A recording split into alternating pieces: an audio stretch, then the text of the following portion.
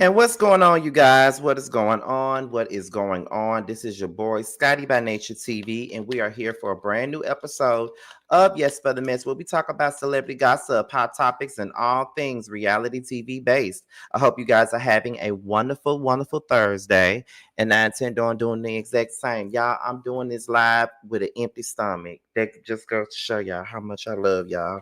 And my hair is not brushed because I just washed my hair. So that's why it looks like that. But very self-conscious about the way I look on this camera. I be trying to make sure I don't look a mess. And I do not like it when my tops of my shirts be like this because it look like I got on a bra or something and there's a damn white beat up underneath this. It irks me. But I'm just gonna leave it be. I'm just gonna move this to the side so it don't pop out. It still popped out. Shit is irritating. Fuck it. Okay. Anyway, but what's going on, y'all? We in the building one more time for an episode of Yes for the Mess. When I was up here earlier, I did the recap for the Queens of R&B tour. Y'all seem to really like that review, the recap and all that other stuff. And then in about 3 hours, me and the guys go live for the chasing panel at 8/7 Central. And because after this, I gotta go get me something to eat, of course, because I'm hungry. And so I could watch the Chasing Dallas reunion because I did not because I did not watch it, but it is what it is. So not cut my intro short. Nope. I said I was gonna cut it short, and then people didn't want me to cut it short. So it is what it is. So that's pretty much it for the first beginning. This is gonna air at 8/7 Central, so make sure you guys tune in. With that being said, we're gonna go ahead and get into the topics for today. As always, as I tell y'all all the time, the goal is to have 100 plus in every single live. We're already at 71 people, and this is like a light fluff Yes for the Mess. It ain't really much out there to really discuss right now. So it's kind of light right about now. Like this week is really light. So I don't really expect too much from this. But just know that I will be what's the word I'm looking for? This live will not be no more than about 30 to 45 minutes. I promise you it won't be. And after the chasing panel, I might just do a story time today too, But with that being said, we're about to go ahead and get into the mess, all the topics that I got for today. Now, the first topic for today is Saucy Santana. That's the first topic of the day. And there was like this DL challenge or something like that was trending on social media where people was talking about their DL era and stuff like that on Twitter and IG and probably TikTok and all those things. I didn't subscribe to none of that. I ain't post no pictures of me in my DL era because I don't feel like I really had a DL era.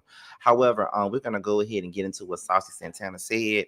It's coming from the neighborhood talk. I guess he went live to discuss it, and we're gonna talk about that first, and then we're gonna give our opinion. Let's talk about it. So I'm seeing this little DL tweet when I'm DL is going viral. All the gay boys uploading their DL era and uploading their pictures with their old girlfriends, and it's just like I don't even know why people was even wasting their time being DL because girls was fucking gay boys back then, and in 2024, girls are still fucking gay boys, and they know that they're gay.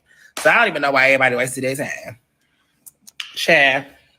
Like I remember when I first came out and I was scared, so I had tried to smooth it in. It was like, oh, I'm bisexual, I like girls and boys.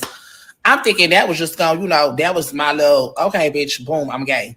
Girls were still trying to talk to me. I was like, sis, I like boys and girls. You ain't turned off?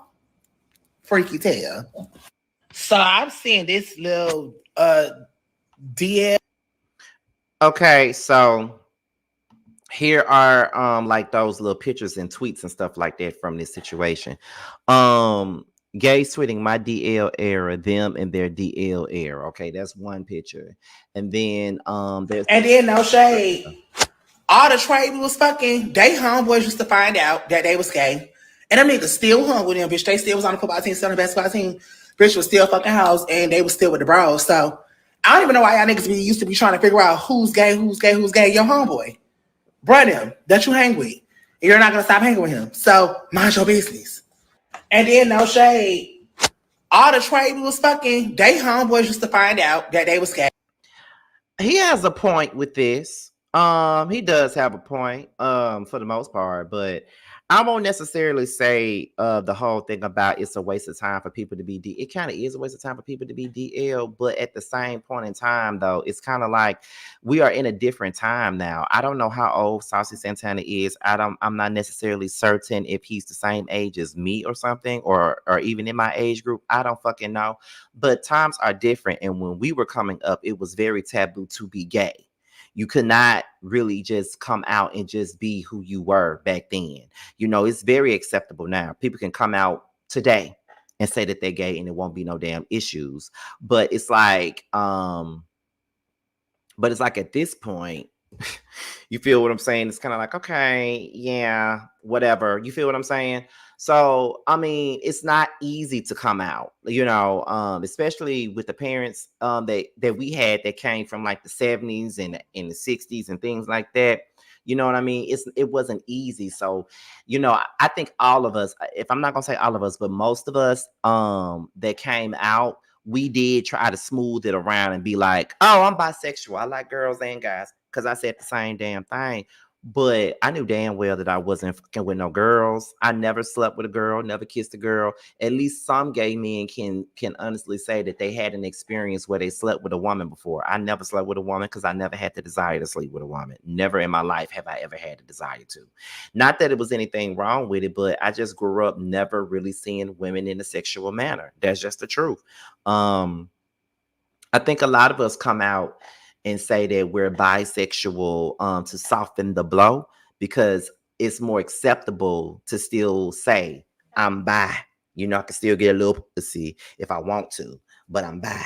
I like girls more than I like dudes. You know what I mean? Sometimes I like a dude, sometimes I like a girl. Like those were the things that we would do. I know I used to say it all the time. I used to say that I was bi, but that was, the whole denial of it all. Because you could look at me and tell that I was nobody's bi. You could look at me and tell that I was not into nobody's females at all. Definitely wasn't into it. So I just feel like, it's crazy, but it is what it is. Like, I didn't even participate in that DL era trend. I just didn't, because I just don't feel like I really had a DL era. I don't feel like I had one of those. Like, I came out to my friends. I didn't put it on blast, but I wasn't walking around here pretending that I like women either. I think people get the terms down low and the terms discreet mixed up.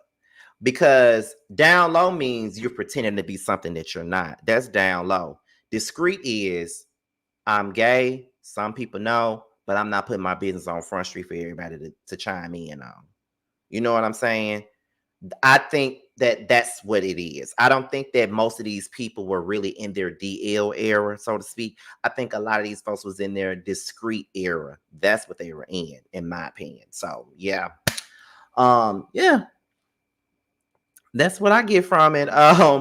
You know, we may get the term DL and discreet mixed up with the other term. Everybody that's discreet is not down low, and everybody that's down low is not discreet. But I couldn't imagine getting girls pregnant and fucking with girls and getting married to women, knowing that I wanted some, or some is, sometimes I hungry for both.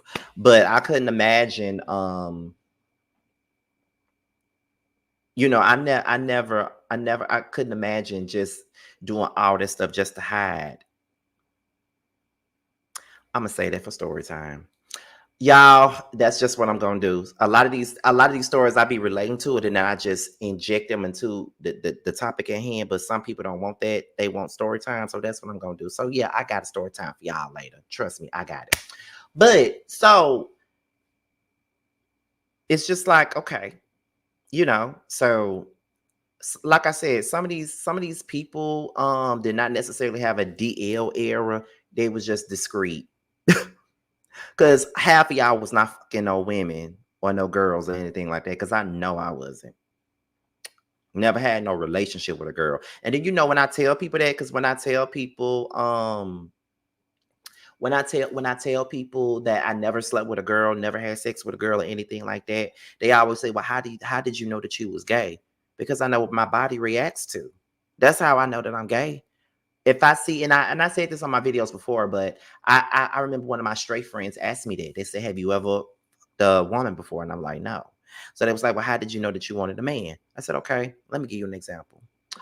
I said, "What female artist that's out right now would you say is fuckable that you want to screw? Who would you say?"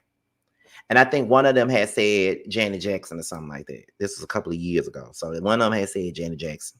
I said, "So if you saw Janet Jackson in a magazine, half naked or butt naked, would you be aroused?"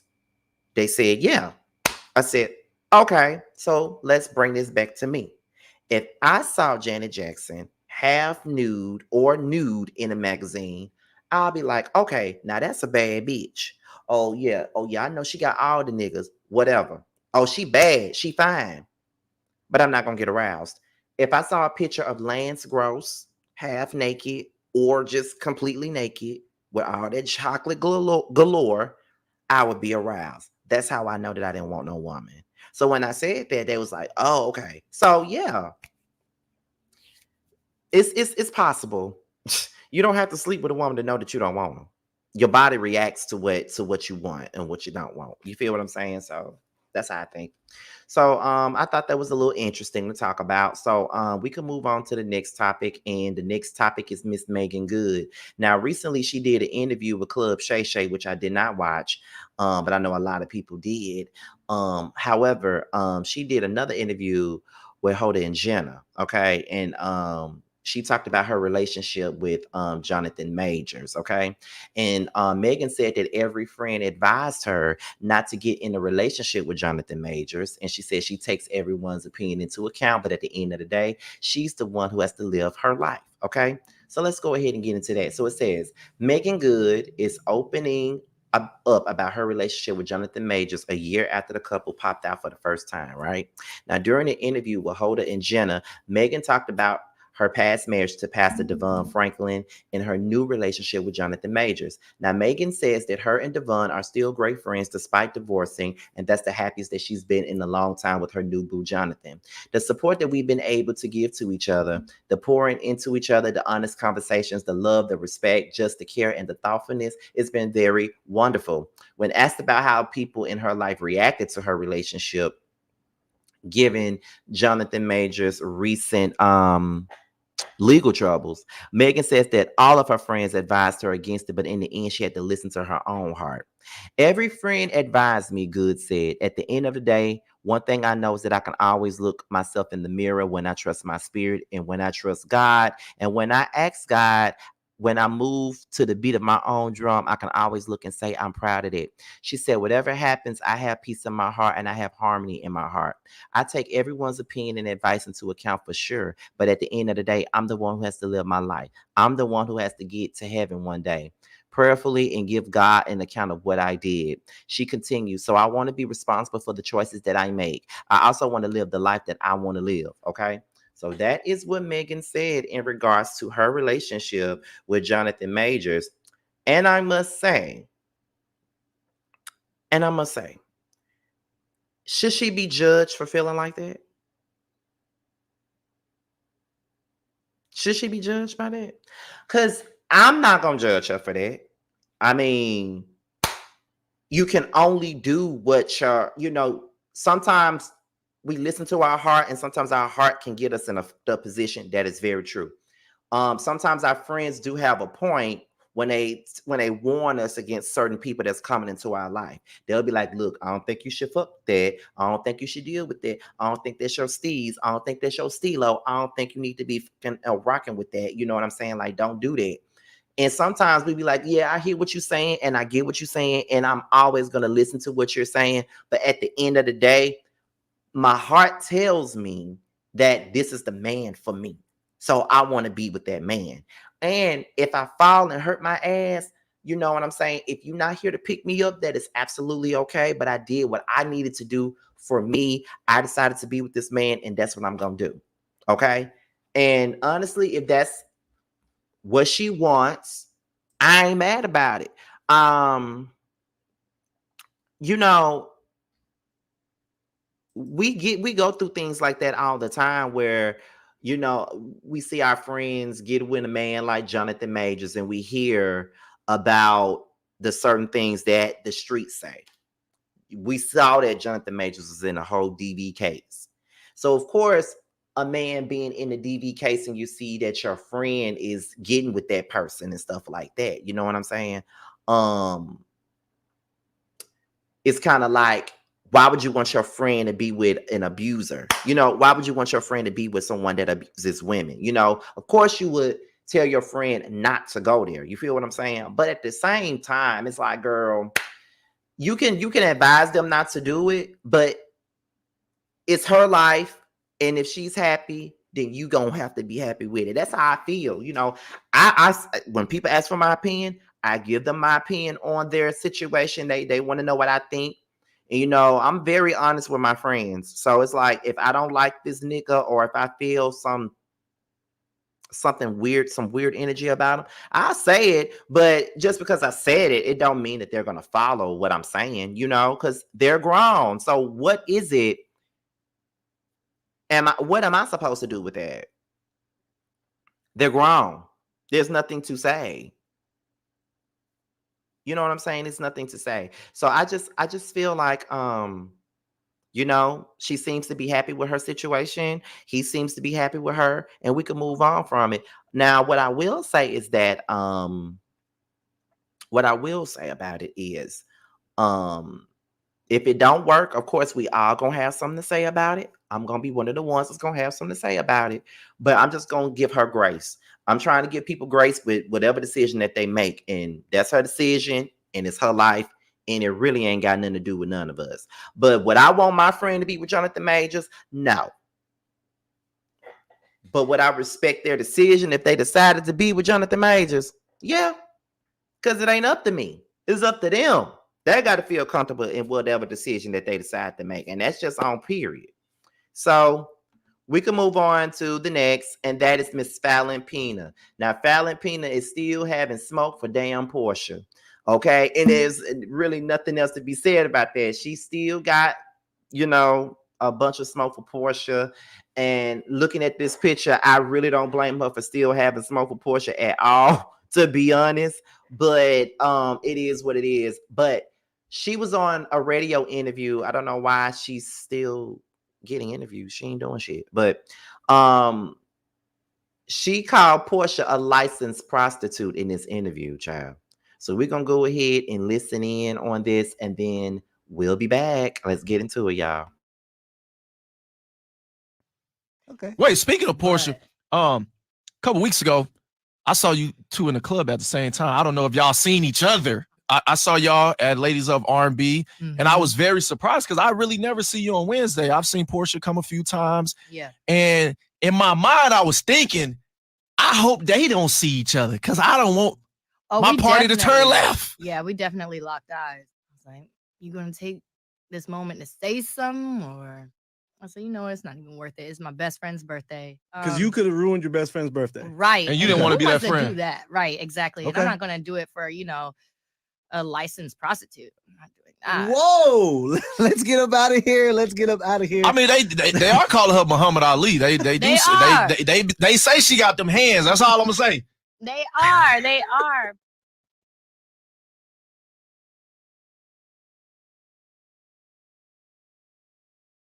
Okay, so that was Fallon on this radio station, and they brought up Porsha or whatever. I'm just gonna be honest with y'all. You know, I'm still Team Fallon when it come down to Porsha and Simon. I don't care. I'm still Team Fallon. Still Team Fallon because I feel like Porsha was in the wrong. But when are you gonna reserve some of that smoke for Simon? You know what I'm saying? When are you gonna give some of that smoke to Simon? Because he's the big reason why we're in this situation. Let's be honest. And number two, Simon is not no prize to be upset about. I get it. You and Porsha was building a relationship. She was smiling in your face, coming to your house, borrowing clothes, going out with you. You know, as people were trying to act like they wasn't hanging out, but as you can clearly see that they were. But hanging out and doing all this other shit, I understand that. But what I'm saying is, how much longer are we going to sit here and still go in on Porsha and still drag her for fucking your husband? Understandable if you mad, but why you ain't giving Simon this same issue? And on top of that, girl, let's be honest, you got a baby by a whole nother man. You got engaged with this man. I think you even married him, didn't you? If I'm not mistaken, you did all that. So my thing is, you have moved on with your life with a whole nother relationship, a whole nother man, a whole nother child. Why are we still mad at Porsha? Because guess what? You ain't got to beat Porsha ass. Everybody want to sit up here and act like Porsha's Layla Ali and all this other bullshit when we only seen her drag Kenya by her hair. We only seen her get her ass kicked by Cynthia. And we didn't even see the whole fight with Jamie. So my thing is this right here. And all this tough talk that you be doing on these interviews and stuff like that, girl, stop trying it with the tough talk. I'm not saying you can't fight and none of that, but who are you trying to prove this shit to? Me or everybody else or yourself? That's the first thing. Number two, there's no need to be, there's no need for you to be trying to sit up here and try to fight Porsha, because guess what? Porsha's getting her ass kicked by God right now. Do y'all get what I'm trying to tell y'all? Porsha getting her ass kicked by God right now. Look at where she at.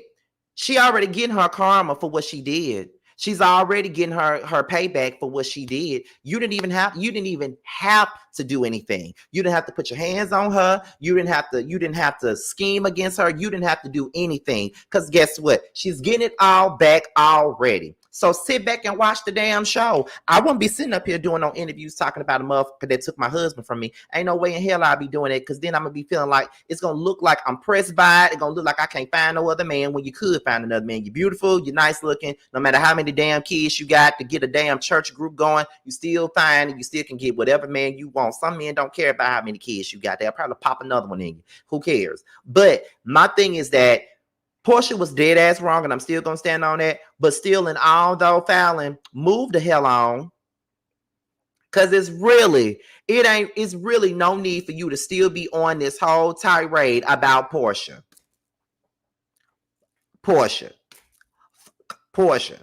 That's how I feel about it, because she getting her ass kicked anyway. This damn husband of hers dragging her on social media every other day, doing the same thing he did to you.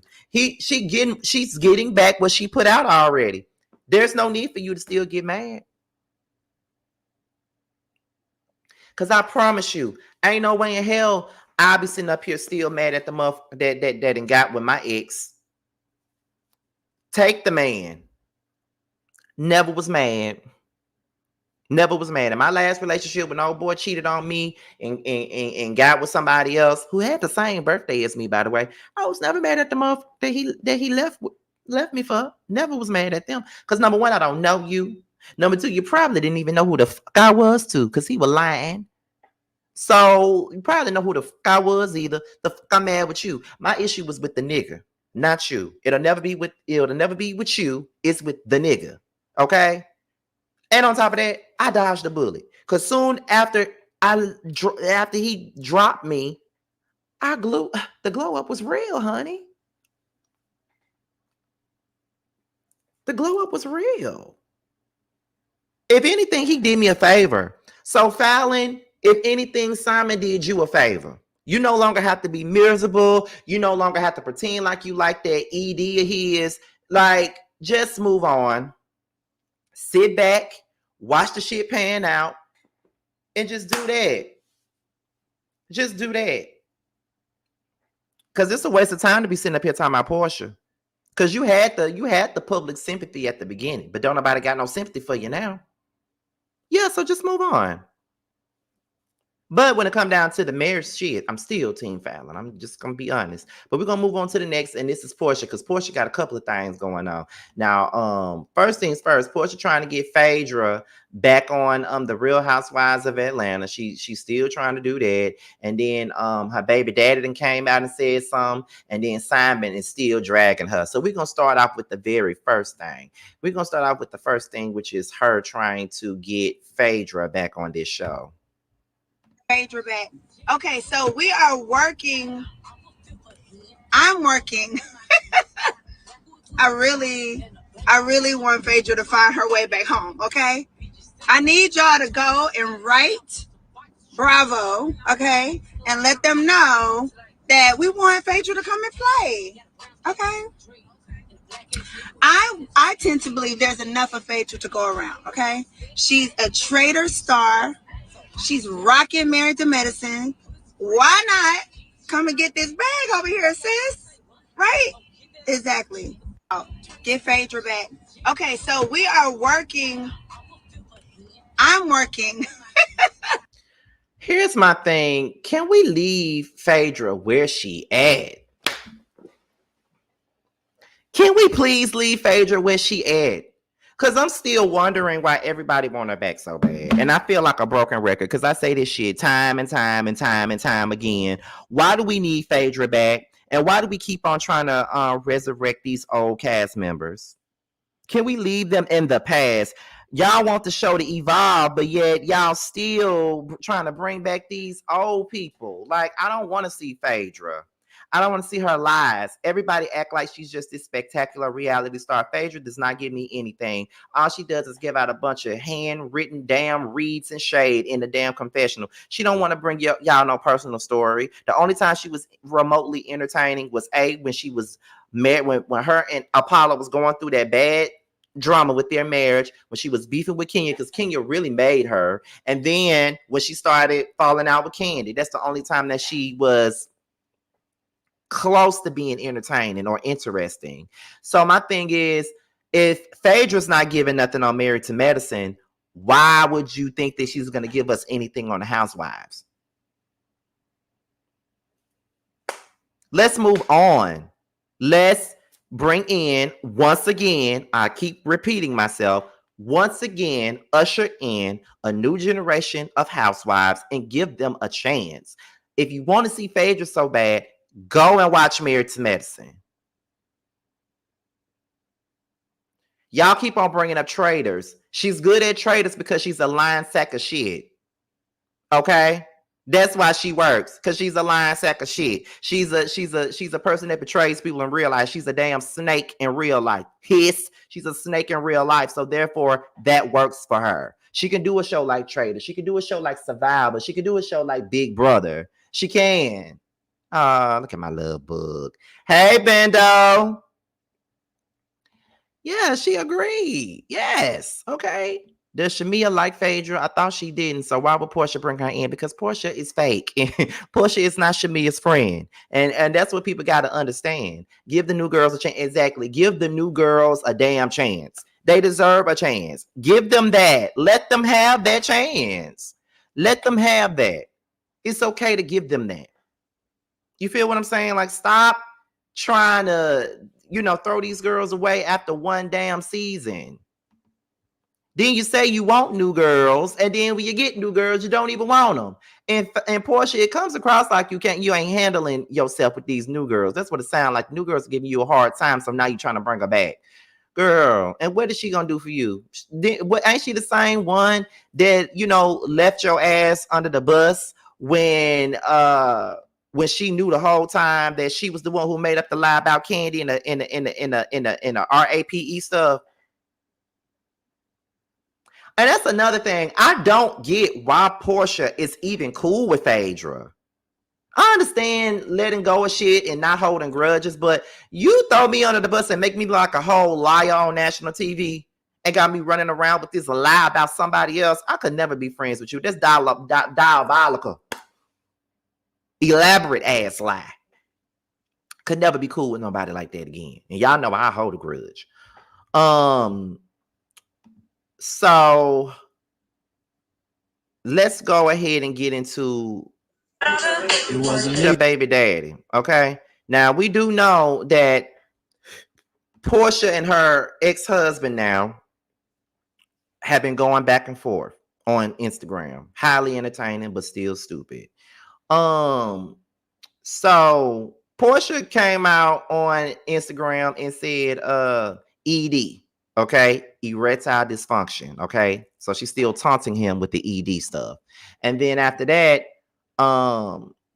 Simon comes back and say, ED has never felt this good. Let me take my ED self around the world as a single man with no ducks in tow. Okay. Oh, wow. So then he said something else. I didn't get to see this, but this is what he said the other day. Yesterday, he said, this railroad 265-day just does not get it. There are consequences for making inflammatory and defamatory statements. Get your coins together because you're going to need every dime to defend what's coming. A woman that has a history of coming for the manhood of every ex, peddling the same old narrative and tricks. Unfortunately, you met the right one. Hashtag railroad 265 days. Hashtag married 453 days. Let me tell y'all something. Simon is on Porsha's neck. He's on her neck. And it serves her right. Sorry, but it do. This is the price you pay when you sit around here and you fucking somebody's husband. And I don't give a damn what Fallon did in that marriage because that was her marriage to fuck up. Porsha was dead ass wrong for hanging out with that girl and started fucking her damn husband. Okay? Now, however, I'm not Team Simon at all, because I do think that he a bitch ass nigga. I thought he was a bitch ass nigga when the shit happened with Fallon. He was a bitch ass nigga, but everybody was going up for Porsha and Simon and this whole coupling that they got going on. Like they was going up for that, and even I at some point felt like, okay, well maybe we should just leave it be. Maybe she's really found love in this man, regardless of the optics of it all. Maybe she really is happy with him. But it's just like, for me, if you did this to another woman before me, what make me think that there's not a possibility that you might do it to me? Soon as he and Fallon up and got a divorce or whatever they had going on, he went straight to social media to drag her ass. To drag her, okay? And on top of that, Simon, just like Porsha knew that you wasn't working, you knew that she was dumb when you got with her. You knew she didn't know what the hell the Underground Railroad was, even though her damn grandfather has black history and stuff like that going on. And on top of that, he's a figure in that. Like everybody, Hosea Williams. How are you Hosea Williams' granddaughter and don't know what the Underground Railroad is? Then she said the shit about 265 days is in a year, like just being dumb. You already knew that. Both of y'all dumb asses, okay? Both of y'all. Now, another thing, Dennis came out because Simon said he needed to know about the relationships that she had with some dude. I forgot his name, but I know Dennis was named and Future was named. Now this is Dennis. It wasn't me. It wasn't me. It wasn't me. So then he said it wasn't me, playing off the Shaggy song. And in the caption, he said, hashtag City Boys, y'all be safe out here. We down like 100,000 this week. And remember, always give HD and not ED. Not enough, my boy. Oh, wow. So then that's when Simon comes back and says, erectile dysfunction, also referred to as impotence, is a form of sexual dysfunction in males characterized by the persistent or recurring inability to achieve or maintain a penile erection with sufficient rigidity and duration for satisfactory sexual activity. It is the most common sexual problem in males and can cause psychological distress due to its impact on self-image in sexual relationships. That's what he posted. So in the caption, he says, I find the vilification and lack of empathy in our community for people with erectile dysfunction, also known as ED, as extremely low vibrating and distasteful. There are real families dealing with that. What else did he say?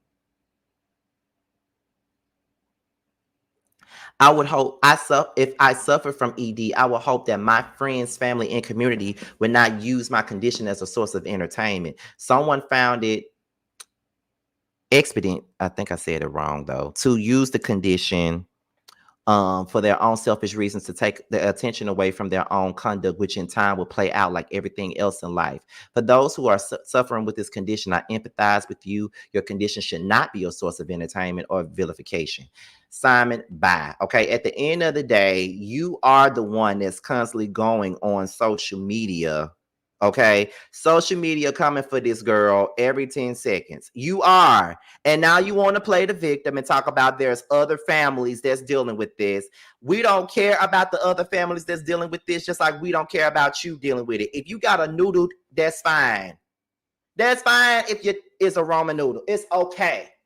I promise you, none of us care. But please stop.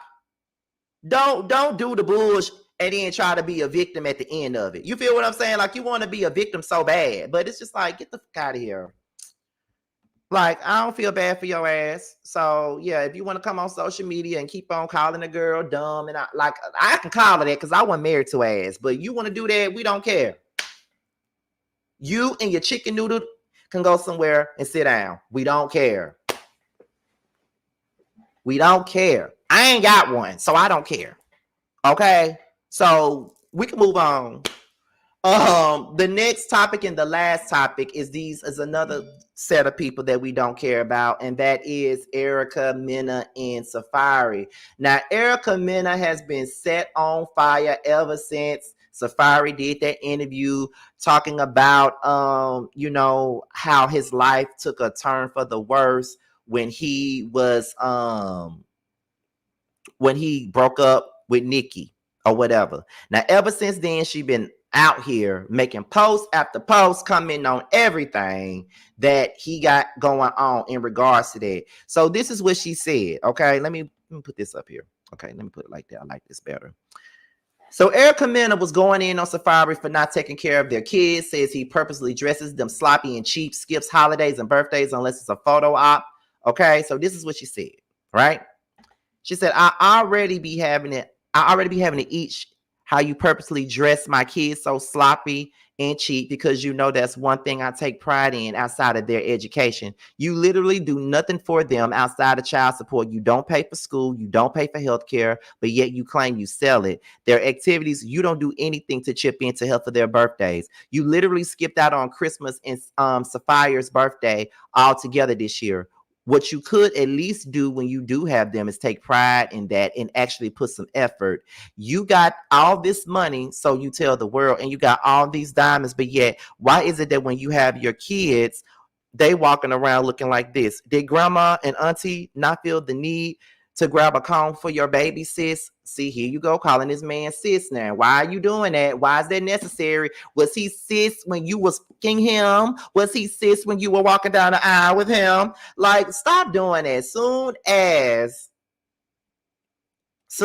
you decided to divorce him, now he's sis. Okay, girl.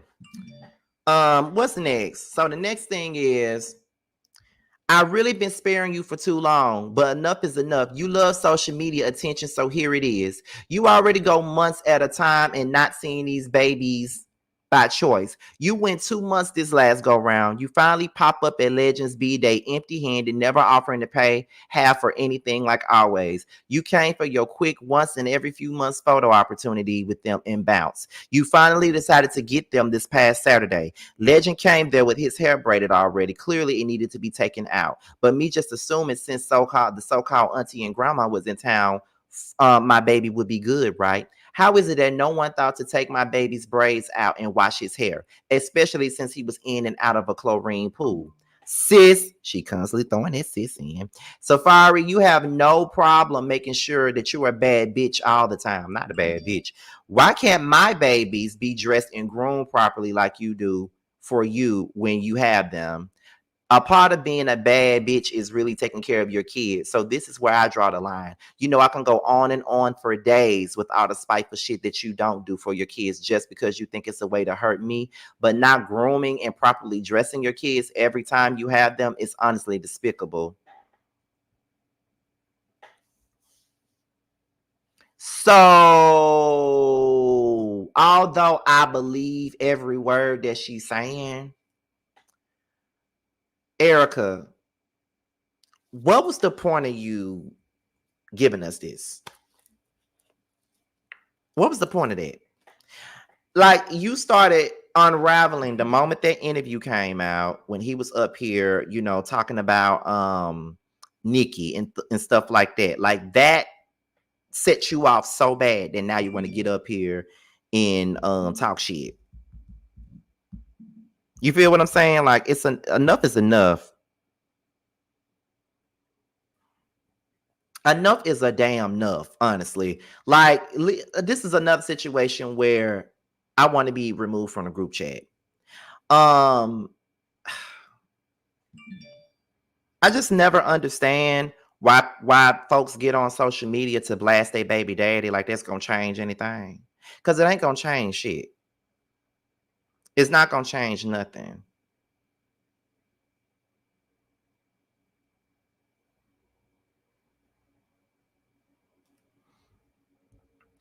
I too would be hurt if the man I divorced and had 2 babies with is still crying over a 12-year-old relationship. But in my opinion, he's not crying over it. They asked him a question. He answered it. That was one of the roughest times he ever had, was during that time where he broke up with Nikki. He was under fire. Nikki was coming at him. So was McNeil. So was the fans. Everybody was coming at him. He felt alone at that moment. That was a dark time for him. I just don't feel like that means he's crying over it. He was asked a question and he answered it. Like, every time somebody talks about something that happened in their past, it don't mean that they're crying over it. They're just talking about their experience. You cannot shame these men into caring about these kids. They won't. Exactly. Am I supposed to feel bad for her? Because I don't. I really feel bad for the kids because their mother is acting like a child on the internet. And it's like, to me, she's doing this to get his attention. Like, girl, if you are a bad bitch, it really wouldn't matter what he's doing.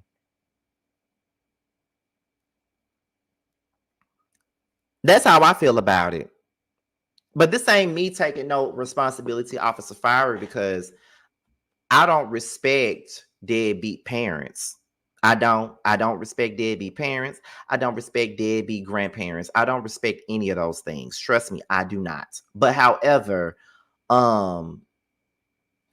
you embarrassing yourself going on social media doing that, because you look bitter as hell. It's like what Meagan said. You can't move on, can't let it go. You got to let it go. Yeah, Safaree ain't shit at all. But what is the point of you doing this? Every time something go on with him, you got something to say. Every time he posts something, you got to comment. That man don't say nothing about you.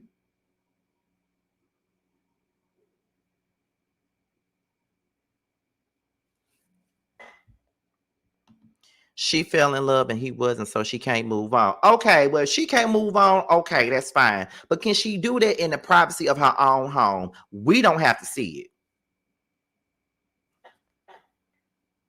We don't have to see it. We don't want to see it. If we want to be technical, we don't want to see it. So she could just do that. She could do that on her own time. While she focusing on Safaree, go focus on those colorist comments that you made and how you need to apologize. That's all I'm saying. I could care less. But that's about it, y'all. That's all I really got on this. Like I said to y'all, this wasn't gonna be no long live. This situation, this little live here was really light because it ain't that much going on right now, so it's a little light. But yeah, I did what I could with the little bit that I did have. But be sure to be on the lookout for the chasing panel tonight. It's gonna be at 8/7 Central. Ooh, my stomach growl. I gotta hurry up and go to Subway because that's what I want. At 8/7 Central, be on the lookout for that. We will be going live to talk about the show, the reunion. I gotta watch the reunion. That's why I'm gonna go get something to eat so I can eat and watch the show and all that good stuff. But thank you guys for tuning in. I really appreciate it. So with that being said, y'all, This is your boy, Scotty by Nature TV. Be sure to like, rate, comment, subscribe, share this video, and also click on the notification bell so you can be notified whenever a video drops. And if you want to follow me on any form of social media, my Twitter, my Instagram, and my TikTok will be down below. With that being said, you guys, your boys up out of here, and I will leave you guys with a snippet of Bando's current record, Don't Sweat. I'll talk to you guys on the chasing panel. Bye. Gon' shake your ass, booty acting up. Gon' grab your drinks, baby, pass the Dutch. Damn, shorty bad, looking bad as fuck. Don't sweat it, ain't no competition, I said it. Don't exist to the beef, motherfucker, I did it. Pull up, knock your corns like Mario. Couldn't stop me do 100 miles of cardio. Damn. You niggas stay faking, you niggas stay hating, you niggas so basic. You felt the win, so don't test me, nigga. Like, give me lethal weapon, Joe Pesci, nigga. They hate to see me win, so I cause them frustration. Hate to see my name, so I give them penetration. Bro, running this race on you fucking lanes. Spin the block, Debo, bitch, tuck your chain. Bam. Nigga high. Don't sweat. Don't stop. Don't sweat. Nigga high. Don't sweat. Don't stop.